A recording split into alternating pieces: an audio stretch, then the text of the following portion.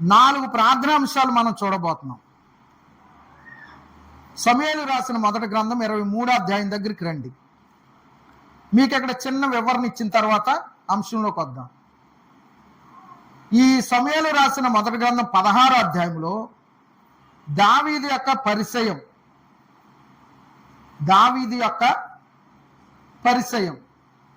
17వ అధ్యాయంలో దావీదు విజయం, 18, 19, 20, 21, 22, 23 6 అధ్యాయాలు దావీదు తరమబడుతూ ఉన్నాడు. సౌలు తన మామగారు ఏం చేస్తున్నాడు? తరుముతూ ఉన్నాడు. సౌలేమో ప్రాణం తీయడానికి తరుముతూ ఉంటే దావీదేమో ప్రాణరక్షణ కొరకు పారిపోతూ ఉన్నాడు. ఇది వీళ్ళిద్దరి మధ్య జరుగుతున్న పోరాటం. దావీదు కష్టాలలో ఉన్నాడు. సింపుల్గా చెప్పాలంటే మీకు అర్థమయ్యేలాగా కష్టాలలో ఉన్నాడు. దావీదే తన ప్రాణాన్ని తను కాపాడుకోవడానికి పరుగులు తీస్తూ ఉంటుంటే దావీదు దగ్గర కొంతమంది వచ్చి మేము కూడా మీతో ఉంటామన్నారు. వాళ్ళ సంఖ్య 600 మంది.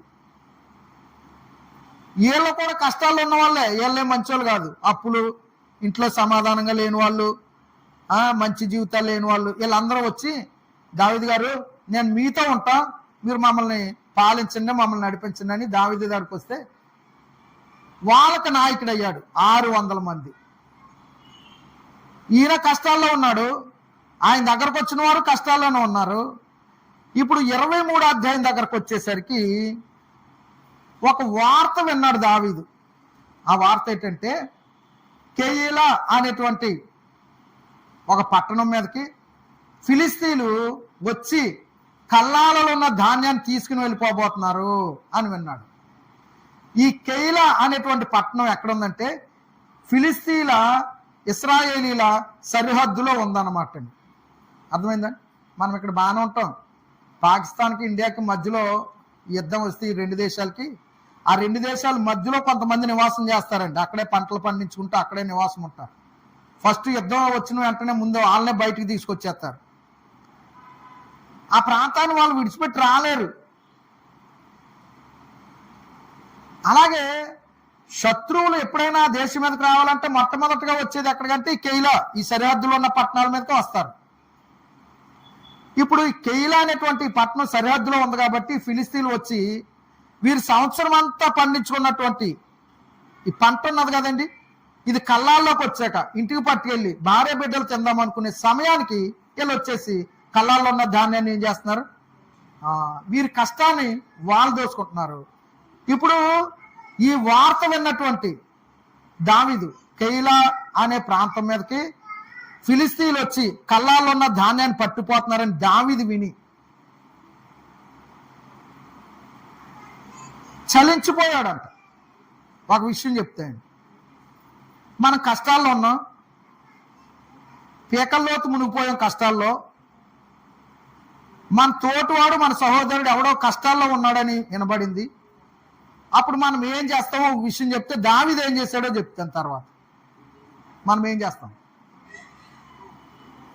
ఒక వార్త వచ్చిందండి మీ దగ్గరికి, పలానా సహోదరుడు లేదా పాస్టర్ గారు కష్టాల్లో ఉన్నాడండి, హాస్పిటల్కి తీసుకెళ్ళిపోయారు అంటే ఇప్పుడంటే అప్పుడు ఏం చేస్తారు మీరు?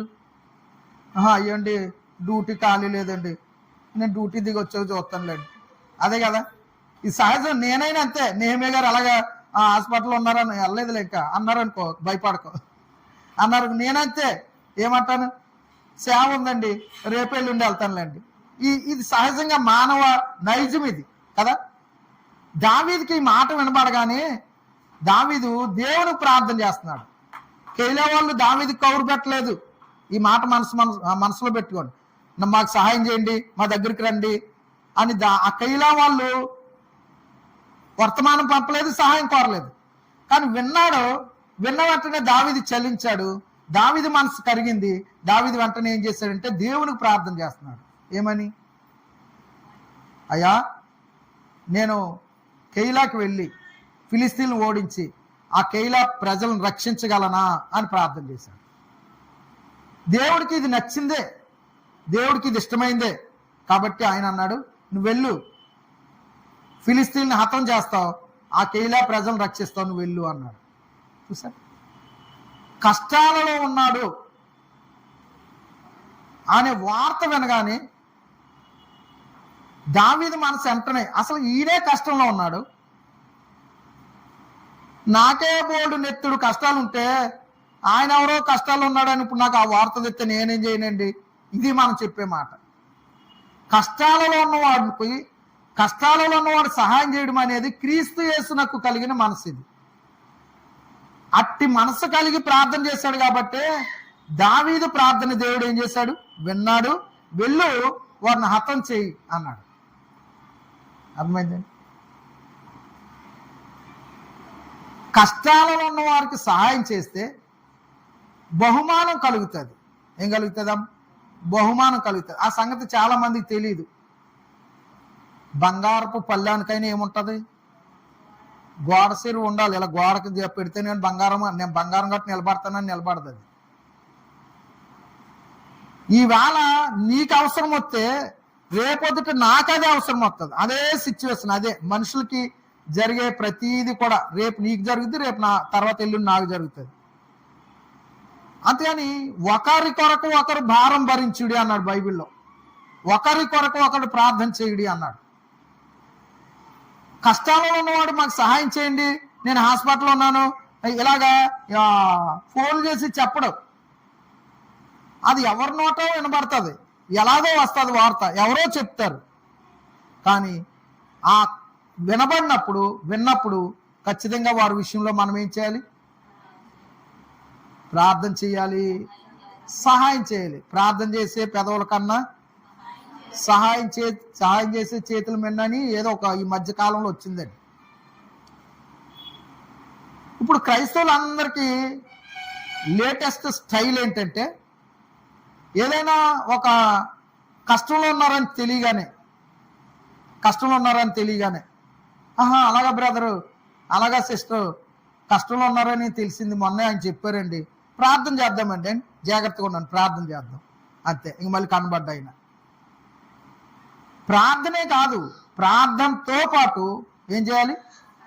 సహాయం కూడా చేయాలి. అసలు ప్రార్థన కంటే మించింది ఏదంటే సహాయమే. ఒక దొరగారు ఒక స్కిట్ వేయించాడంట.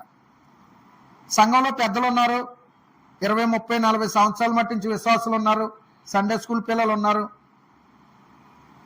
స్కిట్ ఒకటి వేస్తే మంచి బహుమతి ఇస్తాను నీకు అన్నాడు, ఎవరైతే బాగా చేస్తే వాళ్ళకి. ఏంటి అదంటే, ఒక సహోదరుడు హాస్పిటల్లో ఉన్నాడు, అతను మీరు ఎలా పరామర్శిస్తారు అంటే, ఆ సంఘంలో ఉన్న పెద్దలు ఉంటారు కదండి, ఎప్పటి నుంచో నమ్ముకున్న వృద్ధులు పెద్దలు వీళ్ళందరూ వచ్చి వస్తున్నారు, పేషెంట్ని చూస్తున్నారు, ప్రార్థన చేస్తున్నారు, మీకోసం ప్రార్థన చేస్తాం అని వెళ్ళిపోతున్నారు. వీళ్ళంతా వెళ్ళిపోయి కూర్చుంటున్నారు. దొరగారు అలాగే చూస్తున్నాడు. ఆఖరుగా సండే స్కూల్ పిల్ల ఒక అమ్మాయి వచ్చింది. ఆ అమ్మాయి వచ్చి ఫస్ట్ బ్యాగ్ తీసుకుందంటండి. ఆ బ్యాగ్లో క్యారేజీ పెట్టుకుంది, ఆ బ్యాగ్లో కొన్ని పళ్ళు పలహారాలు ఏవో పెట్టుకుంది. అది పట్టుకెళ్ళి ఆ పేషెంట్ దగ్గరికి వెళ్ళింది. పేషెంట్ దగ్గరికి వెళ్ళి, నాన్నగారు మీకు బాగోలేదని తెలిసింది, మిమ్మల్ని పరామర్శించడానికి వచ్చాను నేను, మీరు ఒక్కరే ఉన్నారేంటి, ఎవరు లేరేంటి అంటే, అమ్మ ఇప్పుడే బయటికి వెళ్ళిందమ్మా అంటే, సరే క్యారేజ్ తెచ్చాను, పళ్ళు పలహారాలు ఉన్నాయి తినండి, మరి డాక్టర్ గారు వచ్చారా, మంచిగా చూసారా, మందులు రాశారా అని అన్నీ అడిగిందంట. అన్నీ అడిగిన తర్వాత రాశారమ్మంటే ఎక్కడ ఉందంటే ఈ తలగాడి కింద ఉన్నదమ్మా అన్నాడు. ఆ అమ్మాయి ఆ చీటీ తీసుకుని చూసి కొన్ని డబ్బులు ఆ చీటీకి పెట్టి, అమ్మ వచ్చిన తర్వాత ఇవ్వండి మందులు కొనుక్కోండి అని చెప్పేసి వచ్చి కూర్చుందంట. ఇప్పుడు ఎవరికి వస్తుంది బహుమతి? అమ్మ. అంతే. మన ప్రార్థన ఒక్కటే కాదు, మన తోటి సహోదరులైన వారు చిన్న కష్టమా పెద్ద కష్టమా, వారు కష్టం ఉంది అన్నప్పుడు మనం చేయగలిగిన సహాయం, ముఖ్యంగా ప్రార్థన కంటే చేత సహాయం చేయడం చాలా ముఖ్యం. అదే వారి హృదయంలో, అదే ఆ సమయం, ఆ సందర్భం వారి హృదయంలో ముద్రపడిపోద్ది. దావీదు నాళ్ళు ఏం కోరుకోలేదు, రండి బాబు మాకు సహాయం చేయండి అని. క్రీస్తు యేసునకు కలిగిన మనస్సు కలిగిన వాడు దావీదు. మన ప్రభు దగ్గరికి వద్దామని. మన ప్రభువుకు కూడా ఆయన మనసు ఎంత మంచి మనసు అంటే, మనం పాపంలో ఉన్నప్పుడు మనం అడగకుండానే ఆయన వచ్చాడు భూమి మీదకి. మీరు ఎవరైనా అడిగారా ప్రభు రా అని? మనం మొదట ప్రేమించితమని కాదు, తానే మనల్ని ప్రేమించి మన పాపముల ప్రాయశ్చిత్తార్థమై తన కుమారుని పంపెను. ఇందులో ప్రేమ ఉంది. యోహాను రాసిన మొదటి పత్రిక 4:10 నువ్వు అడక్క ముందు ఆయన వచ్చాడు, నువ్వు పలకరించక ముందు ఆయన పలకరించాడు. ఆయన ఎక్కడి వరకు వచ్చాడు? నీ దగ్గరకు వచ్చాడు. ఇక్కడికి వచ్చి మానవుడికి సేవ చేయడం కొరకు ఆయన మొదట ఏం చేశాడు? ప్రార్థన చేశాడు. సేవకు ముందు 40 రోజులు ప్రార్థన చేశాడు. సేవ వెళ్ళడానికి ప్రతిరోజు మార్క్స్ వార్త 1:35 చాలా చీకటి ఉండగానే వెళ్ళి ప్రార్థన చేసేవాడు. ప్రార్థన పని. ప్రార్థన చేయకుండా పనికి వచ్చేవాడు కాదు. మరి రోగులు ఎవరైనా ప్రభా మా దగ్గరికి రా అన్నారా? అనలేదు. ఆయనే వెళ్ళాడు. కుష్ఠరోగి దగ్గరికి ఆయనే వెళ్ళాడు. కష్టాలలో ఉన్న వారి దగ్గరికి ఆయనే వెళ్ళాడు. పేతురు అత్త జ్వరంతో ఉంటే ఆయనే ఇంట్లోకి వెళ్ళాడు. యోహాను సువార్త 5వ 38 సంవత్సరాలుగా రోగుగా పడి ఉంటే వాడు దగ్గరికి వెళ్ళి అంటాడు, నువ్వు అసలు స్వస్థత పొందకూర్చున్నావా? 38 సంవత్సరాల నుంచి ఇక్కడే ఉన్నాడు. ఆడి పరిస్థితి చూశాడు. నువ్వు స్వస్థత పొందాలనుకుంటున్నావా లేదా అసలు? ఆయన అన్నాడు, నేను స్వస్థత పొందాలనుకుంటున్నాను, కానీ ఆ కోనేటిలోకి దించడానికి నాకు ఎవ్వడును లేడు. రోగి దగ్గరికి ఆయన వెళ్ళాడా? రోగిని ఆయన దగ్గరకు రప్పించుకున్నాడా? రోగి దగ్గరికి ఆయనే వెళ్ళాడు. చనిపోయిన వారిని బ్రతికించాడు, దయ్యాలు పట్టిన వారిని లేపాడు, వారిని విడిపించాడు, వారిని రక్షించాడు, వారికి జీవం ఇచ్చాడు. చూడండి, మానవ జీవితాలను బాగు చేయడానికి ఆయనే రోజు ప్రార్థించేవాడు, రోజు వెళ్ళేవాడు. ప్రార్థన చేస్తున్నాను కదా, ప్రజలందరూ నా దగ్గరికే రండి అనలేదు. మీకు అర్థమైందండి? ఆయన ఏదో ఒక కొండ దగ్గర ఉండి, ఒక స్థలంలో ఉండి అందరిని ఆయన దగ్గరికి రప్పించుకోలేదు. ఆయనే ప్రజల దగ్గరికి వెళ్ళాడు. ఎంత ఆశ్చర్యమో చూడండి. ఇది ప్రభు మనసు. ఇది